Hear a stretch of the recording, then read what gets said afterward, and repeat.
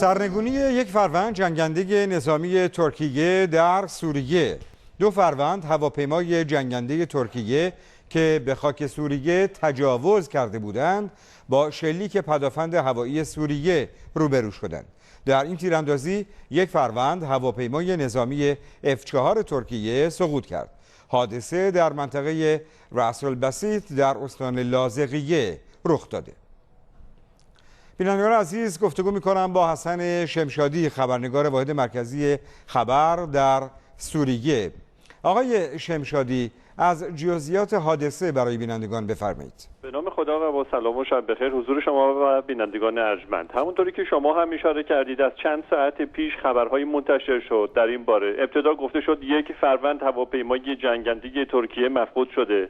ساعتی بعد اعلام شد که این هواپیما سقوط کرده، اما در نهایت ساعتی پیش بود که منابع خبری ترکیه و سوریه اعلام کردند که این جنگنده F4 نیروی هوایی ارتش ترکیه در آبهای سرزمینی ساحلی مدیترانه در هم‌مرز بین ترکیه و سوریه در استان لاذقیه هدف پدافند هوایی ارتش سوریه قرار گرفته و سقوط کرده. برخی خبرها متناقض از این بود که این جنگنده ها 2 فروند بودند، همونطوری که شما اشاره کردید، و برخی خبرها هم حاکی از اون بود که این جنگنده های اسرائیلی هستند. اما در نهایت مشخص شد که 2 فروند هواپیمای جنگنده ترکیه بوده که به آسمان سوریه نفوذ کرده بوده از سمت استان لاذقیه، از آبهای ساحلی استان لاذقیه، و مورد شلیک سنگین پدافند هوایی سوریه قرار گرفته. یکی از اونها سقوط کرده و یکی از اونها هم فرار کرده و گفته میشه که خلبان هواپیمای سقوط کرده نجات پیدا کرده.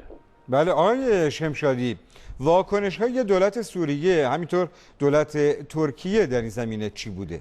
در خصوص واکنش‌های دولت سوریه باید خدمتتون بگم که تا کنون واکنش خاصی از مقامات سوری ما شاهد نبودیم. برخی از خبرها به نقل از منابع امنیتی سوری منتشر شده مبنی بر اینکه این کار صورت گرفته و از تجاوز ارتش ترکیه و نیروی هوایی ارتش ترکیه و مقابله به مثل پدافند هوایی ارتش سوریه خبر داده. از ترکیه هم خبر میرسه که نشست فوق‌العاده‌ای در آنکارا تشکیل خواهد شد و در دولت ترکیه مسئله سرنگونی این هواپیما مورد بحث و بررسی قرار خواهد گرفت.